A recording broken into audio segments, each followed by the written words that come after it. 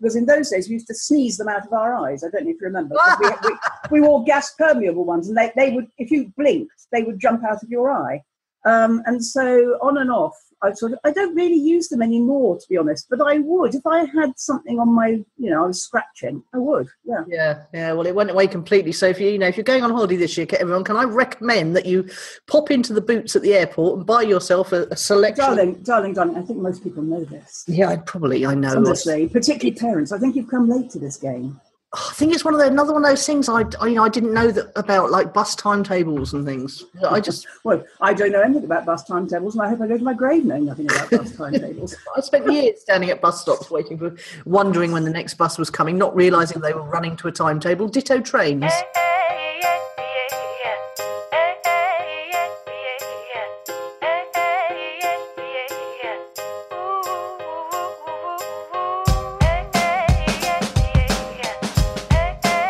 Welcome to Own It, Your Business in Your Life, with Nicola Cairncross and Judith Morgan. In this podcast, we're going to cover everything you need to embrace to become a successful entrepreneur, marketing, money, and much, much more. How to create a business doing just what you love. How to own it, your business and your life. This one will be fast, funny, feisty, and very lively.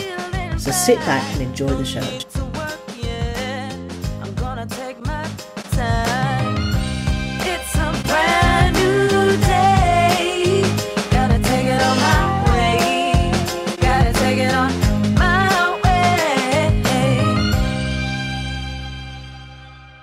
Morning. Hola. Hola, indeed. I just got your message, and yes, I am here. I just took a little while to log in. Fine. I had a tiny crashette as well. I thought I wasn't going to be able to be at all, but here I am. That's good. Oh, well, there you go. And it sounds like quite a good line too. How marvellous. Yes. So how's things in your neck of the woods with the heat wave and everything? I wouldn't call it a heat wave. It's been nice, very nice, sunny and hot. I wouldn't call it a heat wave. That I think you've been misread there. I've been misread. Well, 23. Heat wave in England these days is 30, isn't it? Yeah, I thought you got up to that. No. No, I don't think so. Oh. We've had storms all the while you've been having sunshine, so isn't that funny? Yeah, we've had thunder and lightning as well over the weekend, as promised, actually. I don't normally see a weather forecast on the telly. It's a strange thing. I think I must see it on Friday nights before Graham Norton. And the woman promised thunder and lightning, and on 2 of the 3 days/nights, I think it must have been nights, I think I was asleep both times, we did have thunder and lightning. Ah. Well, I had a very bad night last night. My first bad night since getting back here, because I was reading my book, which I will tell you more about anon, and I thought I heard someone outside going up and down. I thought I'd just heard some strange noises, because you sleep on the ground floor out here, so that's always been one of my worries. But, the serial killer stones are in place. So I thought I heard, imagination is such a strong, powerful thing, isn't it? Particularly at night, Nicola, remember? Yeah, very much so. And as soon as I thought, oh my God, there's someone outside, even though I knew how ridiculous that was, I thought I heard someone going up and down my spiral iron staircase outside. So I thought, going up to where the living room is and then coming back down again. But I was obviously just completely imagining it, but the adrenaline started pumping and I couldn't get to sleep till about 2 a.m. And then I was woke up this morning at 5:45, in fact, probably a bit earlier than that, by something chomping on my arm. I think it must have been a mozzie. But I can't tell you, Judith, if I'd have discovered anti-allergy pills, I just took one of those straight away because I knew what it was going to be like. The itching was unbearable already. And it just completely went away. And I got up and made a cup of tea because I was awake by then. Yeah. And then I came back and I went straight back to sleep again until about half an hour ago. Which reminds me, by the way, if they're not the non-drowsy ones, you can use them, isn't it? most antihistamines these days are non-drowsy because people need to be able to take them and go to work. But in the olden days, the original ones made you go to sleep, which might explain why you've gone back to it. But the point about this is you can buy antihistamines just in a supermarket in America, and we always do that because then you take them on the plane and they make you go to sleep. And of course, we've been conversing over the weekend, haven't we, about sleeping on planes. So if you try and get the drowsy ones, there you go. So you can put yourself to sleep on an aeroplane. Oh, nice. And do you remember that story I told you once when Nicola and I came back from America and the air hostess said to us just as we were about to land at Gatwick, you two have been very good girls, because of course we had the antihistamines and been to sleep all night. Oh my God, how funny! I mean, I really wish I'd known how effective they were in making itching go away. I mean, when Steve, Phoebe and I came out, my ankles were bitten to pieces, and we did actually have a mozzie infestation, and the pest control guys came round and gave everyone tablets to put down their toilets. And I just, all the agony, I could have saved myself. I know. There's another use of them as well, which I keep them for, which is until last summer, all my life on and off, I've been a cat owner. And when allergic people come around and they pet the cat and then they put their hands on their faces and their faces blow up, you know, they're useful for people who are allergic to pets as well. Yes. It's funny, isn't it? I mean, I don't know what it is. I just never think of these things until someone else suggests them. Well, I tell you why you would have them in your life, and I've had them in my life on and off, is if you've ever suffered from hay fever.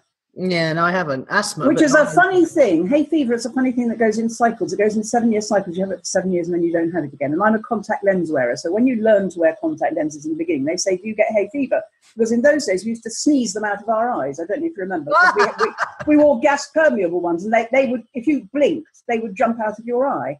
And so on and off, I don't really use them anymore, to be honest, but I would. If I had something on my, I was scratching, I would, yeah. Yeah, well, it went away completely. So if you're going on holiday this year, everyone, can I recommend that you pop into the Boots at the airport and buy yourself a selection? Darling, I think most people know this. Yeah, I know. Honestly, particularly parents. I think you've come late to this game. I think it's another one of those things I didn't know that about, like bus timetables and things. I don't know anything about bus timetables, and I hope I go to my grave knowing nothing about bus timetables. I spent years standing at bus stops wondering when the next bus was coming, not realising they were running to a timetable. Ditto trains. Only you could think public transport ran ad hoc. Yeah, randomly. Yes, randomly. Or to some secret timetable that nobody knew. But the drivers knew about. Not to mention that even I know that now most bus stops, perhaps this is a London thing, most bus stops have a sort of flashing red indicator that tells you it's only 8 minutes to the next. Shoreham now. Yeah, well, there you go. Shoreham, that very dangerous place to live. Didn't Sue say you'd had some racist I'm absolutely shocked. I mean, I really am absolutely shocked that someone's been harbouring terrorists above a little boutique. Well, could we just insert the word alleged here? That's very true. Yes. That someone has alleged been, well, not even harbouring, probably just renting a flat above to. I can't believe there's a bomb factory in Shoreham, can you? No, I can't. I mean, honestly, if you could see the little street that this, I didn't even know there was. I had to go and Google it because I'd never seen this shop before. It's quite new, apparently. But it's a little lady doing alterations, and it's literally, I'm not joking, across the road from my bank, just by the train station. So anyone who's ever come to visit me in Shoreham has been past this shop, if it was there then.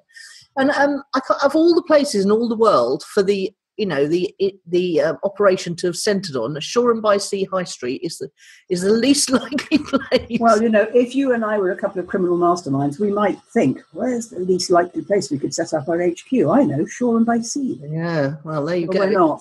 Now, gentle little listener, the reason we're whittering on like this is because this is our third show we've recorded in 8 days. And actually, I don't know about you, Nicola, it's quite difficult to find the material for another show, another show. I was thinking that as I came upstairs 5 minutes before the show was due to start and put my coffee on, but I've managed to scribble some things down. Oh, me too, actually. But mine tends to be on the sort of whittering side of life. And I have had a double coffee, and I am speeding, and I do feel great, warming, alert. Oh, great. So positive, upbeat, faster than ever, and wittery. And loud.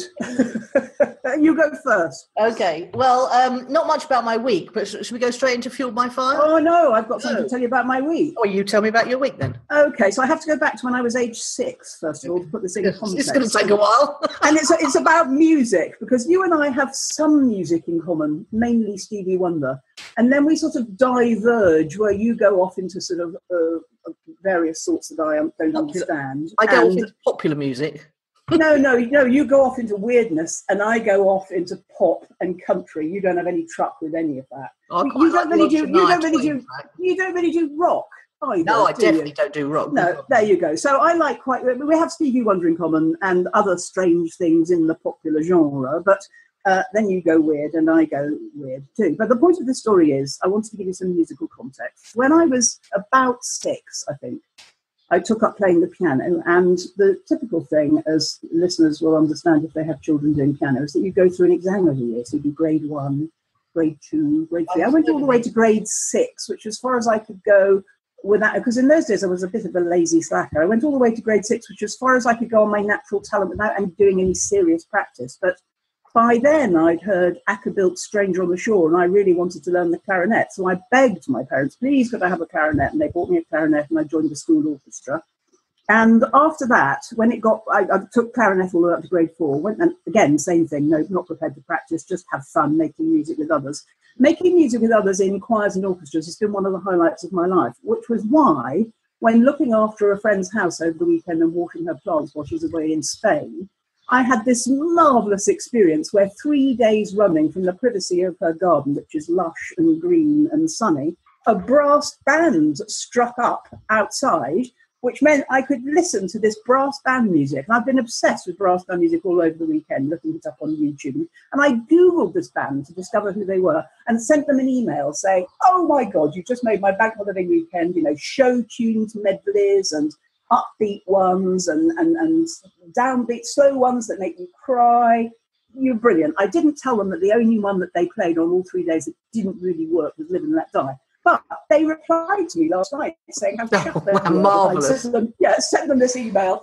And they told me that they were a combination of 2 bands. And then the lady sent an email on to everybody, and then the conductor replied. And so I've had this correspondence and sort of life-affirming musical experience for free in an English country garden over the bank holiday weekend. Lovely story. I too am fond of brass, but I have to say that brass bands, it probably comes behind rock music in my least favourite things. I mean, I the point of the story is that any live music. Yes, I agree. I dated a man in the 80s once, and in the early. Oh, here we go. Probably the first date, I said to him, what music do you like? And he said, good music. And he's absolutely right. Any genre where the calibre is good, it's moving. And I've got to agree, yes. Yeah, a brass band or a silver band or an orchestra or a pianist or Stevie Wonder can just have you in, move you instantly. Yeah. It's very true. It's like when we go to the jazz jam on the Brunswick on a Tuesday night in Brighton. It's when they all get up, and I have to say, when they all get up, all the brass players, it's absolutely awesome. It's like blows your knickers off. It's fantastic. It blows your knickers off. It does indeed. And I saw Earth, Wind and Fire and Brass Construction and Parliament and Funkadelic all live at the Brighton Centre in the 70s, and they are fine brass players, that lot. Indeed, absolutely. And I always love the brass section in any orchestra as well. I would just say that jazz is the one musical genre I don't really understand, which is why I didn't get the film La La Land either. Sorry. Okay. But you don't need to understand it, you just need to suspend yourself because... Well, there are some bits of it I like, tinkly piano ones, but that sort of tedious, no tune that goes on for 20 minutes stuff is quite the thing about jazz is, and just to mention an up-and-coming pianist, I mean, you'd love Dave Newton, who played on Heather's album, obviously, because he's one of the best jazz pianists 13 years in a row or something. But there's an up-and-coming chap called Dave Drake, who we have seen at the Brunswick Jazz Jam since he was about 12 years old. And his mum used to bring him down so he could get up on stage and play with the big boys. And he's now at some swanky school in New York, and he's just coming up to his end of thing finals. And he is going to be so famous because he's just the best jazz pianist I've ever seen. The thing about jazz, talking about the not understanding things, is that most people don't get that when you're watching live jazz, they are all improvising around a basic tune. Yes. And once you understand that, your appreciation for it grows because, that whole thing about watching live music is enhanced. Sorry. It's the same as improv. It's the same as improv comedy. Improv, you have to wait a long time for the good bits to come along. See, the thing I love about jazz is it all starts to sound like it's all going out of tune and discordant and off key. And then sometimes it comes together in a massive, it just sends you into a trance. It's transcendent, when it all comes together really beautifully. But yeah, you're right. Sometimes it can sound a bit clashy. I like the jazz stylings of your sister, but, that's a different thing from jazz. Yeah, that's true.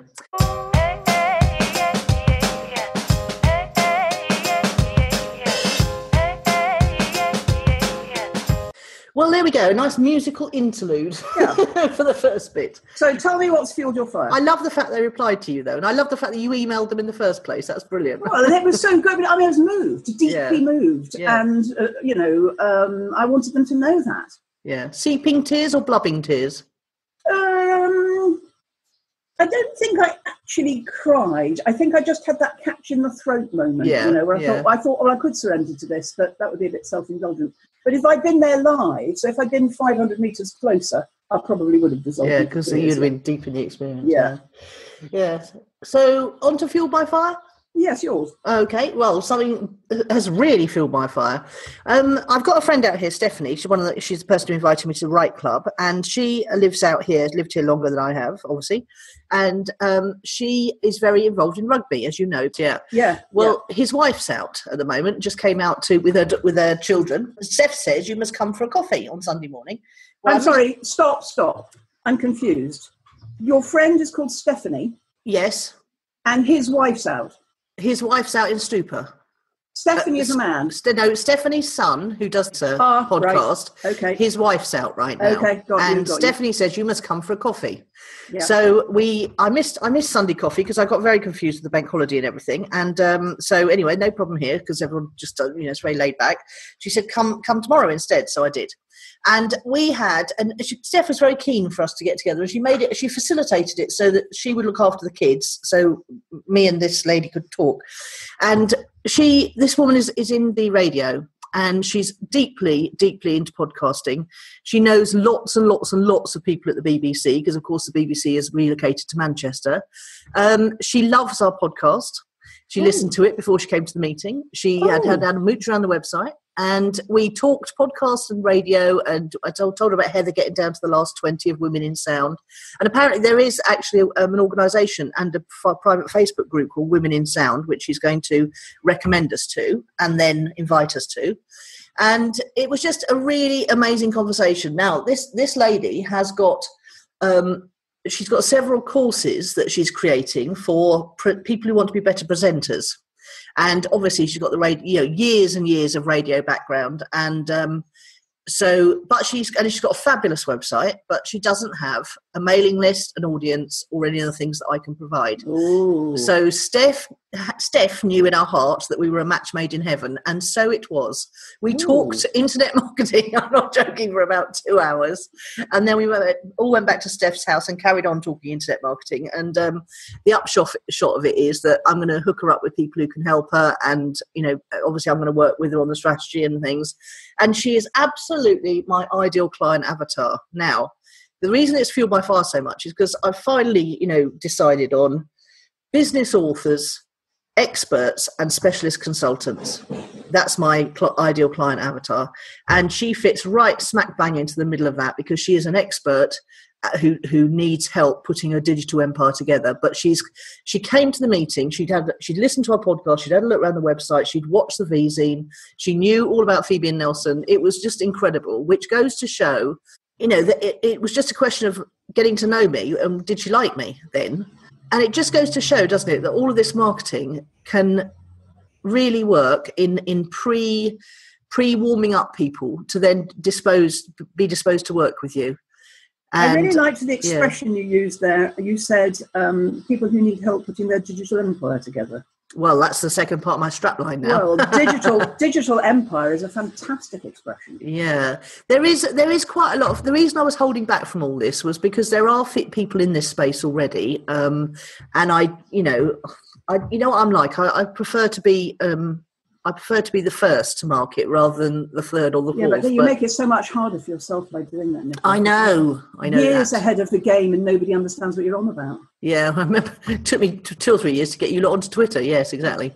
So it was a wonderful, wonderful experience. It was very life affirming. It was in the fact that I felt she loves our podcast. I just thought you'd like to hear that, because she's been in radio for years, and I know that you've got aspirations. Did you see that article I posted in our group about why women are so great at podcasting? Yes. I don't think you've seen it. Oh, right. Okay. I have seen it. Yes.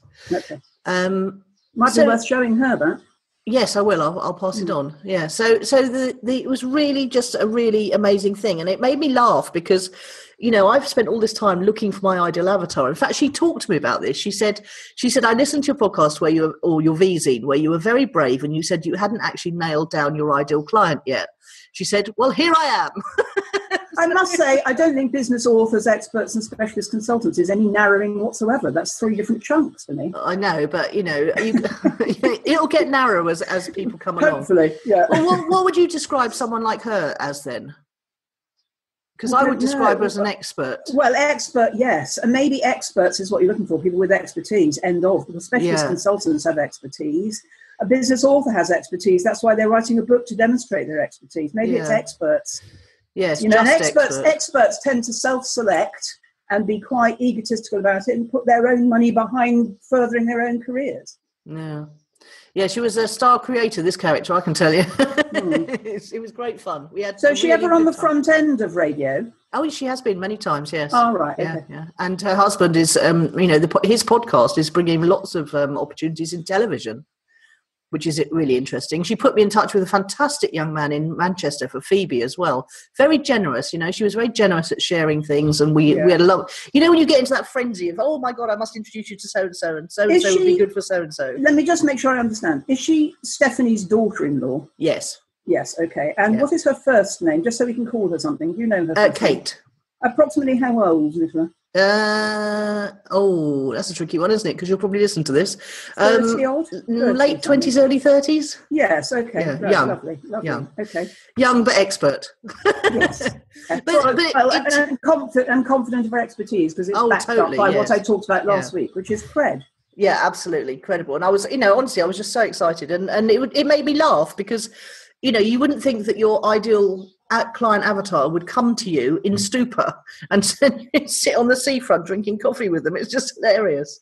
Well, have you read today's message from Tut? No, I haven't. It basically says bust a move, and it says if you do anything, the resources will be drawn to you. And you've been busting moves, so I'm not surprised at all. Busting moves, what a great expression. Yeah, lovely.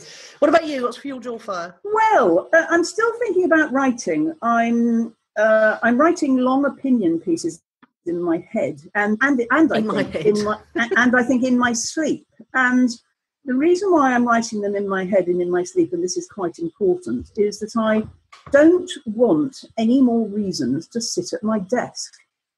But historically, I've always written with my fingers when on the keyboard, and I'm averse to the whole concept of speech to typing. But actually, when I'm not at my desk and I'm writing in my head or in my sleep, I might be less averse to something that does speech to typing. Then all you'd have to sit at your desk to do would be edit it and tidy it up a bit. I want to move more people with my words. I like to think of myself as a columnist when I publish a blog or a newsletter. I had lots of replies to Friday's newsletter, people in tears, and a long email from someone we both admire.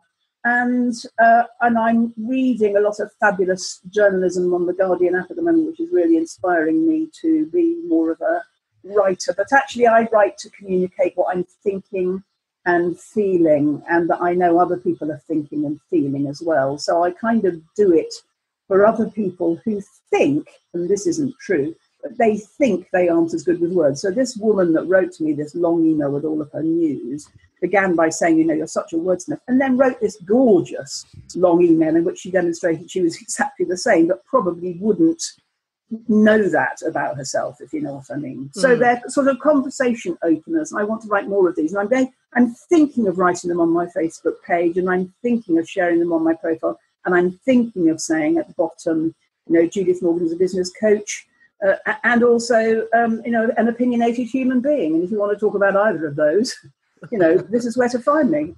So opinions, really. Long opinion pieces in my head. I think they'd be great. I think there's 2 things I'd like to say there. One is that if you're going to do those, you need to get them onto Medium as well. Yeah, because that is incredibly effective for sharing the written word, and it's a lovely platform to use. You'd really like it. It's a bit like Facebook Notes. No, I've used it, and you can copy and paste, and it doesn't need to be unique either with Medium. The other thing is that there are 2 tools that you really, as you're going around composing these pieces in your head, you could list out the main points that pop into your head on something like, I don't know, a bit of paper. Not and after then you could dark. Not after dark. No. So I'm often, In lying bed. awake before I Yeah. go to sleep or Yeah. in bed. Yeah. But then once you've got your main points organised, you could just talk through them, and you said one sounds much more spontaneous. It doesn't happen like that. It isn't bullet points. It's okay. The words are coming out in like a stream of consciousness. I'm writing better in my head in my just before sleep and during sleep than I am when I sit at my desk. It's a weird thing. It's not channeled writing, but it's it really flows in my head. It's not bullet points. But how can you capture that? How can you capture it? I'm not worried. I'll find a way. Okay. I'm not worried. I don't feel scarce about it at all. Okay. Well, just for the listeners, there's two fantastic tools here. I mean, rev.com is $1 a minute, and basically you upload a bit of audio, or you give it a bit of video, or you give it your YouTube channel share link. And I'm not joking, it comes back so quick, it's unbelievable, and so accurate as well. I did yesterday afternoon, I just put one of my YouTube videos, and it was, I don't know how long it was, 8 minutes, and for $11 I got the SRT file back, which is one of the things that you need to upload to Facebook so you get the captions on it, and it uploads automatically to YouTube, so you can caption any of your videos on YouTube without actually having to do anything once you make the initial order. And the other thing was I ticked the box that said transcription, so it then comes back without any of the timestamps or anything, beautifully formatted in a text document with the proper grammar and the paragraphs and full stops and things. I thought, such a bargain, such a tedious job, but such a bargain to get it done. And then there's the other thing, which is Trint. And I've mentioned it before, and that's where you upload a bit of audio or video and it transcribes it for you effectively, and then you sit and go through and correct it and just make it nice in terms of grammar and stuff. And that's 10 cents a minute, I think. So it's 1/10 the price of rev.com, which is cheap enough in itself. That's one great way to create content. If you prefer creating audio content rather than video content, just bullet point or mind map your points you want to cover, talk them out spontaneously, and then turn that audio into the written word. I should say that what's fueled my fire is completely different from that. This has no commercial application whatsoever. I'm not seeking to turn my opinions into any marketing pieces or use tools or anything. This is about me and how I want to spend the next chunk of my life. Okay, but if you're going to put Judith Morgan Business Coach at the bottom, then it does count as marketing, doesn't it? Well, yeah, but I'm not explaining myself well. I recognise that Medium, Trint and Rev.com are useful for our listener. They don't come anywhere close to what I'm talking about. Okay. Well, you know me, I have to turn things into marketing lessons. That's why I know you do. That's why I'm still thinking about it. And actually, it's the antidote to marketing for me. That's why I'm still thinking about it and working out what I want to do, not how this fits in, if that makes sense. Yeah. Because I think that's where the miracles come from, when you're really doing what you love. Yeah, I totally agree. Yeah.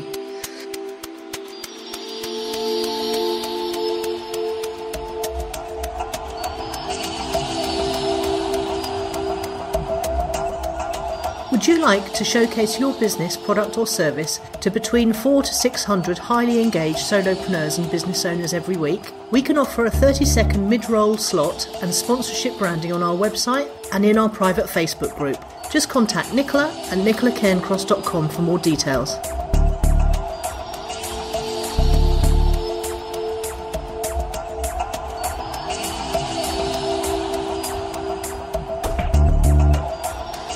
Okay, so client challenge of the week then. I hope you've got one. I didn't have 10 minutes ago, but I have now. Okay, so this lady Kate is effectively starting from scratch on her marketing, albeit she has some marvellous marketing assets. She has her reputation, her website's awesome, and it's really going to be very exciting to just put the online bits together for her. And so what I thought might be interesting is, because I've also got another client, I spoke yesterday to someone who I mentored through the Worthing Chamber, and she was so focused on getting her big all singing, all dancing website up and running, which matches up people, I've probably mentioned her before, that matches up people who are going travelling, who want to be solo travellers, but who quite fancy meeting up for a drink or a meal in the evening with other people in the area. So it's an app that enables solo travellers to meet up and have a social life together, depending on where they are. Well, she's been absolutely 100% focused on getting this thing to the public, and it's been through several iterations. And to be fair, she has been blogging on her website, and she's been sharing that onto Twitter and onto her Facebook page too. But she has no mailing list. She has no traffic. She has nothing beyond the website. So it's a similar kind of situation, really. And I was thinking that we could discuss what we would do if a client came to you in that situation, and then what I will do if two clients have come to me in that situation. Well, you go first. Much more your expertise than mine. You go first. Okay. All right. Well, the first thing to do is to sit down and assess what you've got and make a plan for the next 12 months. And the reason you do that is because it's very easy to get overwhelmed with everything you could or feel you should be doing.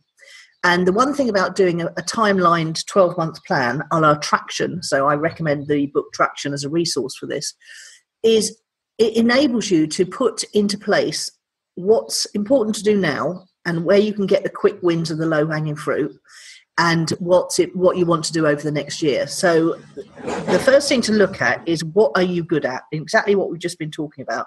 So if this person is good on video, which they happen to be, even though they're a radio person, then the thing to determine is where can they most easily create video content that is easy for them to do and creates content that we can then take and leverage.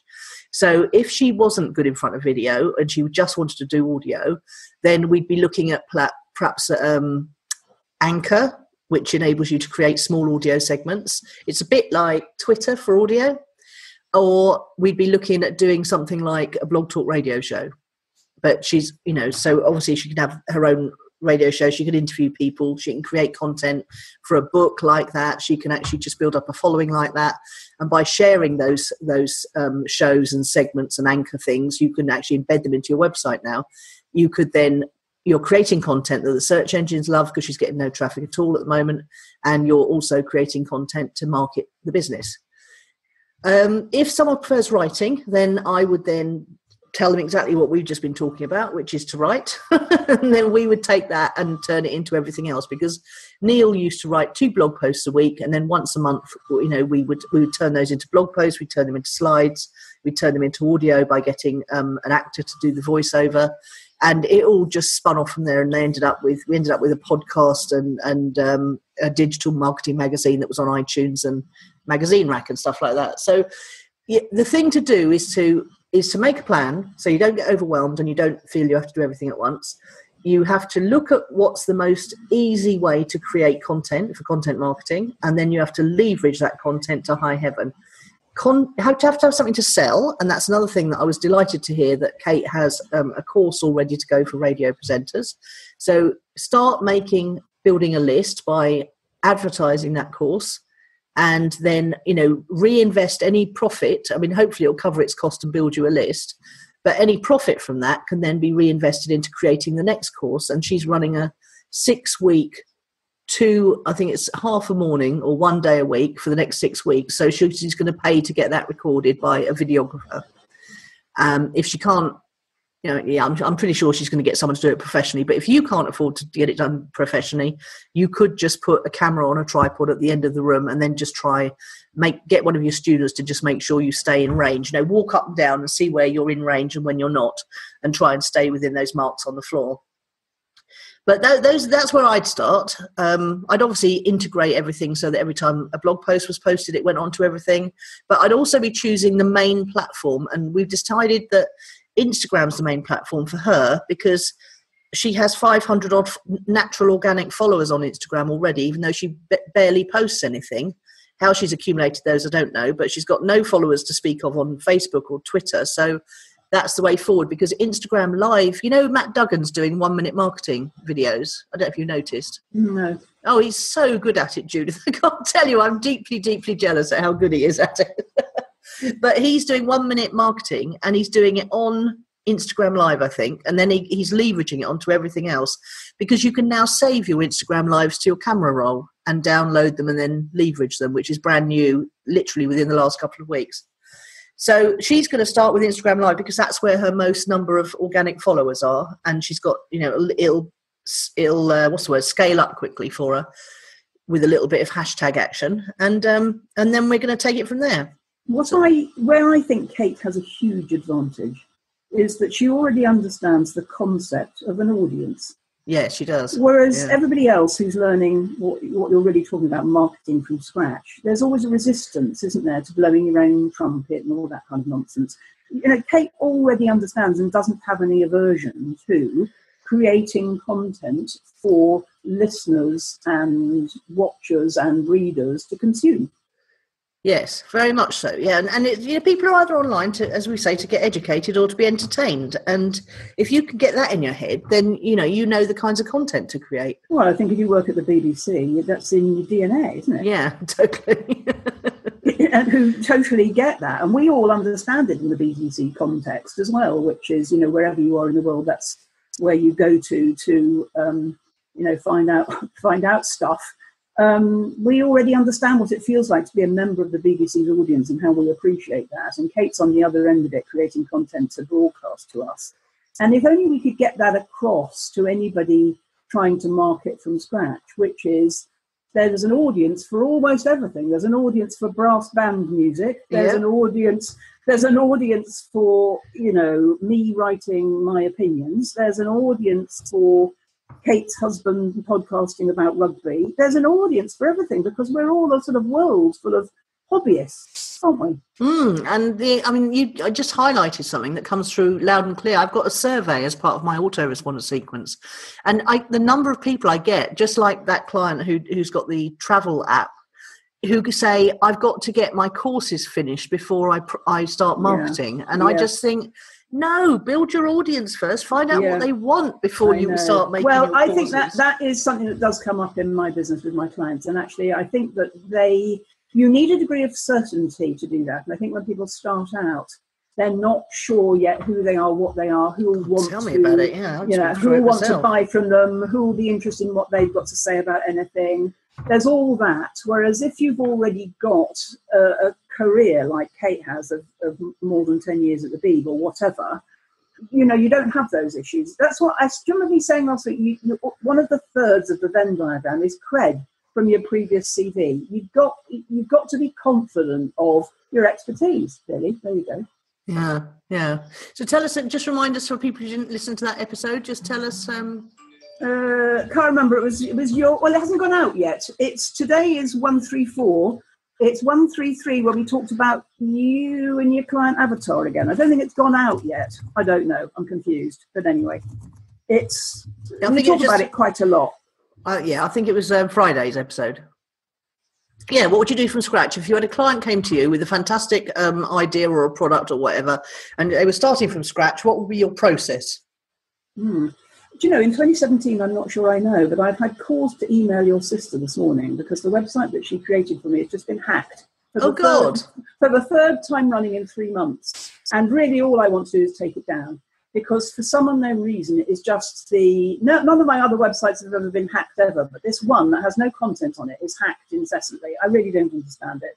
But because of that sort of hassle with websites, I don't know what I would do these days. And I know we've got to have a list, and I still like a list because I like to be able to write my list. Websites are annoying me because of this hacking thing. I think the reason that's been hacked is because all the content is private, and hackers send out bots looking for private sites to hack in case there's useful information. In that case, I'm going to take all the content off because there's nothing on there of any value whatsoever. That's the ridiculous thing. If it was my main website, I'd be happy to pay Sarah once a month to sort it out, but I'm not happy to pay her once a month to sort out something which I'm not even using. I don't. You're the only person I know who's got a website that's been hacked like that. So do make sure to export everything first. There's nothing on there of any value in it. There's writing. Nothing. There isn't. There is nothing. I mean, there's 10 test blog posts of no value to me. Okay. There's nothing on there of any value. I want her to take it down. But anyway, the point is this. Websites, I don't know how I feel about them anymore. And I realise that if we are doing it on these social media platforms, we don't own it and we're at risk. And Stephen Fry was talking at the Hay Festival. I saw an article. Well, Stephen Fry was talking about the future of the internet, good and bad, over the weekend at the Hay Festival. But I also read an article that said unless Zuckerberg sorts out things on Facebook soon to do with what offends people, to do with politics and hate crime and so forth, he's going to lose that too. So, there's a lot of concern. I don't know. I actually don't know how to answer this question.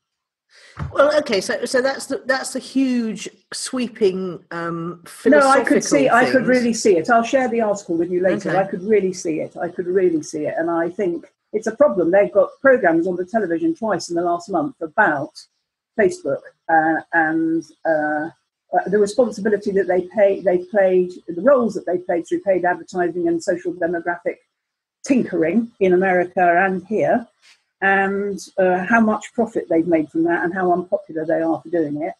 There's risks, is what I'm saying. But if it wasn't for that risk, I probably would do away with a website and just have a Facebook page. Oh, I totally disagree. I'm not saying I wouldn't have a list. I'm not saying I wouldn't have a list. I would have a list. Oh, okay. But, if I would start, which all I need is MailChimp. I know a woman that runs You need somewhere for people to come to sign up to MailChimp. Facebook page. Do it all on the Facebook page. They can sign up to MailChimp directly from there. But that's all very well, but you only get Facebook traffic then, and you have to pay for that, because every time you put anything on your Facebook page, you don't get any reach. I'm saying that's what I think I would probably do if I was starting again in 2017. Okay. But with all the money I've put into websites in the last 15 years, what if I put that into Facebook advertising? Hello? Well, Facebook advertising didn't exist for the last 5 or 6 years. Only the last 5 or 6 years. What if I'd saved it all up and put it into... I mean, I couldn't have done it a decade ago. But I could have done it in the last 5 or 6 years. And so what we're saying is, if we're starting again now, what would we do? Yes. So if someone came to you, like Kate, and what would be your process? I certainly wouldn't recommend what I've done for the last 15 years, because I think it worked for those 15 years, and I think we'll need something else going forward, and I don't know what it is yet. I don't know that a business can have any credibility at all if they haven't got a website. I think you've got to have a website, I suppose it no depends matter how on the nature, simple. Well, it depends on the nature of the business, doesn't it, then, I think? Yes, if you're selling sea glass jewellery, you can probably get away without a website, although it's much, much, much easier to sell from a website than it is to sell from a Facebook page, just because of the mechanics of the sales process. I believe I get all my business currently from a combination of Facebook and my newsletter. I agree. But they all come to your website, don't they? Not necessarily. We don't know that. No, I'm not blogging on my website. I don't look at my Google analytics on my website. I think the visitors to my website are negligible. Well, that's actually not strictly true, because I've got access to your analytics. Yeah, it's about 100 people. It's about 100 people a day. Nicola. So people come and they find you on social media, and then what do you think they do? I think they go straight to your website and sign up from there. I don't know anymore. I don't get many sign-ups. I don't know anymore. It's all changed. That's what I'm saying. But I mean, I totally agree with everything you've said for Kate. I'm not disabusing that at all. And what you've said is, she'll go for quick wins, low-hanging fruit, and her main platform will be Instagram, where she's got some natural organic followers. Rock on. Totally agree with that. Build a list. Totally agree with that. Advertise it. Totally agree with that. I'm not disagreeing with anything I don't believe you that if a new client comes to you and says, how do I market my business online? Or how do I market my business? You say, I don't know anymore. I think I probably would. I'm a very honest person. I would probably say, right, I would probably draw a deep breath and have a brainstorm with them. Yeah, I would. I wouldn't recommend what I've done historically. This is what I'm asking. What's your process? Draw a deep breath and start. No, I don't have a process. I haven't got a formula. I would want to hear exactly what you did. You discovered she's got a natural organic following on Instagram, so you're going to start there. We know that she could, I don't know, Nicola. I honestly don't know the answer to this question. For me, in 2017, I know what I've done backwards. I've no idea how I'm going to handle this going forwards. So after your deep breath, you'd have a brainstorm with the client. Yeah, I mean, probably before it as well. I would say, I don't know. And then I would say, tell me, about yourself and about your cred and what, have you had any success in getting clients so far? How have you done it? Did you enjoy it? That's always a good question. What's your profile? I need to know whether they're an indoors person or a go out and glad hand and stand. Yeah, very true. Person. Yeah, personality profiling. Yeah, yes, I love the idea of content marketing, but even you are saying it's a bit passive for you. You want to be in control of it. Yes, I do. So I think it's interesting you should ask me this question today, because the answer is it's all up in the air, love. It is, you're absolutely right. You've got to start somewhere though, haven't you? Yes, you have. And I don't know until I speak to the client, but that's my answer to every Well, I'm not saying I've got a prescriptive one-size-fits-all marketing plan. No, I mean, like you say, you talk to the person, you find out what they're good at, what their strengths are, what their skills are, what they love doing. And but that's what you did with Kate. Yeah. That's what you did. And you assess their existing marketing assets, see if there's... And I'm a big fan, as I said to her, I'm a big fan of the lean marketing method, which is to not go out and spend a load of money until you've found out where your audience is and what they like and what they want. Yeah, I think I would pick one thing and be really good at it, not try to be all over everything. Yeah, it's true. So when you said that thing about Matt Duggan, if that was the only thing he was doing and he was doing it really well, that could be enough. Well, I think it's going to bring him lots of. You go and look at it; it's fantastic. There's my point. Yeah. There's my point. You pick. Well, I'm never going to look at it in this video. But if you look at, I don't think we've got to be good at all things. I think we've got to pick our weapon of choice and get better and better at using it. Yeah. If anyone is interested, you can find Matt at Lead Gen Social. And that's his Facebook page, and he is also really good on Snapchat. So if you want to know how to do 1-minute tips on Instagram, Facebook, and Snapchat, then that's the way forward. Go and look at Matt; he's doing a great job. Again, like Kate, he has a fantastic advantage. He's an actor. Well, that's true. He's not afraid of getting in front of the camera, is he? Right. But yeah, good stuff. All right, so I think we're done on that one. We are. So are we? Do we think it's about marketing from scratch? Well, yes, marketing from scratch, exactly. Yeah. Okay. Groovy. And the final is just please don't think you have to start building an audience until your thing, whatever it is completely finished. No. I agree with that, definitely. But you're lucky that both of these have got a thing as well, aren't you? Yes, but there's no point now spending a lot of money and 2 years in one case on a thing without having an audience to promote it to. I agree with that.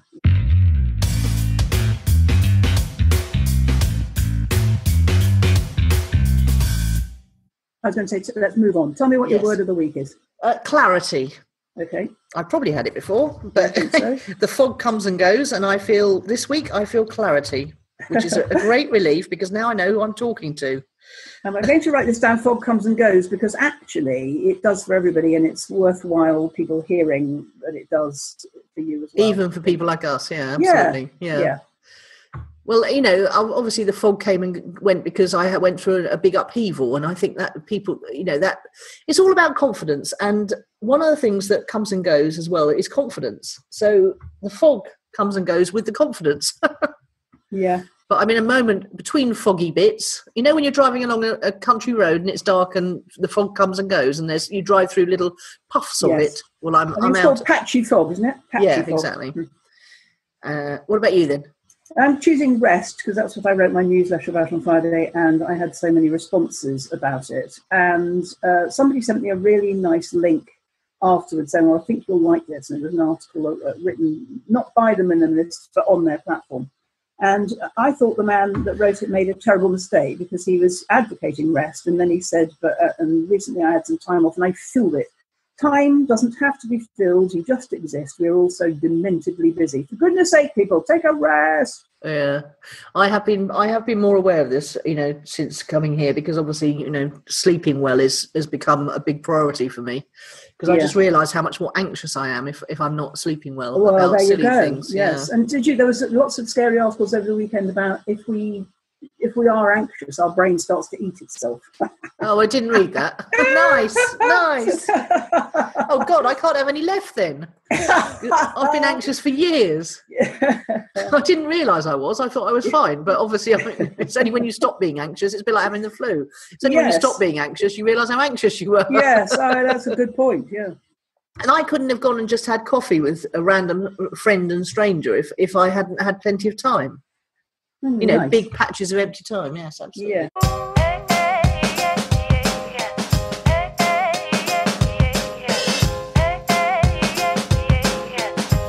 good stuff. So, project updates. We're still 77, so we'll move swiftly on. I think we should, because also we've been quite wordy today. We're 50 minutes into this recording, so let's move on to who or what's impressed you. Oh, I've got such a good one. You go first, though. No, you go first. Okay, all right. There's all sorts of books on this shelf here. You know, obviously, some of the tavernas have books on their shelves, and you can do a swapsy thing. I love those when people leave books behind, because you get ones that you would never have chosen. Absolutely, yes. So I'm rooting about. I've done all the sort of, you know, crime thrillers and things, and I'm not reading. I started to read a Maeve Binchy book, which was called Quentin's, and I mean, I was just about to give up on it because the writing was just so bad that when the story sucked me in. So now I'm committed to finishing it just because I'm sucked into the characters and the story. So she's supposed to be a very good storyteller. But then I picked up a book called When Will the Good News Come? And it had I thought, what a really rubbish title that is. I hope Daphne's listening, because she'll have a laugh at this. It was rubbish title. I thought, what, you know, anyway, it had a picture of a little girl running across a cornfield. So I thought, is it a horror? Is it a crime thriller? What is it? But it had a fantastic write-up on the back. So I thought, I'm just going to read this. And I'm not joking. It's the best book I've read since 100 Days of Solitude. And it was beautifully written. It was so... By whom, Nicola? Well, I'm going to tell you in a second, because I hadn't heard of the author at all. But I started to read this book. I got totally sucked into it. You know, when the fictive dream took over, and I was entranced. And this characterization was so strong. The plot was gripping, but it was second to the characterization. And the main character was so identifiable with. She was amazing. So then I got to the end of it last night, and I thought, no, I can't bear it. So I'm going to look up this author on Amazon. Turned out she's a multi-award-winning author, and her name is Kate Atkinson. Oh, yes. And she is, and there's 5 or 6 more books to look forward to. So I was. By the way, I don't think it's a bad title, and I've read pretty much everything she's ever written. Have you? You knew about her? Yes. Oh, she's a famous novelist. Well, I didn't know that. But I'm quite secretly pleased with myself that I recognise the quality of the writing before I knew that. By the way, let's talk about Maeve Binchy as well, because Maeve Binchy sells gazillions and is a multimillionaire author. I know. And what this reminds me is that, you know, Kate Atkinson is a better writer, according to who? You know, yes, we can tell the calibre of the writing, but horses for horses, there's an audience for both of those. In fact, I bet Maeve Binchy outsells Kate Atkinson by 10 to 1. Oh, bound to, yeah. But probably more. I just found the style of writing. Oh, I couldn't read a Maeve Binchy if you paid me. Honestly. No, I just found it very... But commercially, I'm in awe of people like that who write that formulaic stuff, and hundreds of them, and live by it, because that's what we were talking about last week. How can you live as a writer, you know, to be paid to write books? Yeah. And I thought of you, actually, because Kate Atkinson's books feature a ex-policeman turned private detective. Yeah, I've read that series as well. But she also writes proper novels as well as crime series. Well, the thing I found so interesting about this book I read first was, well, it could be read on its own, so that's fine. But the other thing was that it was, the crime bits were absolutely gripping. The plot twists were fantastic, but they were always secondary to the characters. And the little girl, she was 16 years old. Her name was Reggie. Do you remember her? I'm not sure I've read this book. She was like a little orphan who had a psychopathic brother. And she was working for a doctor who got kidnapped with a baby. And Reggie was such a sympathetic character. She was brave, she was loyal, she was, she was 16 years old, finding her own way in the world. And I just really, really rooted for her all the way through the book. You know what's really good about both of these, reading Maeve Binchy and reading Kate Atkinson, is that all those observations are so good for the stuff you're doing at Write Club.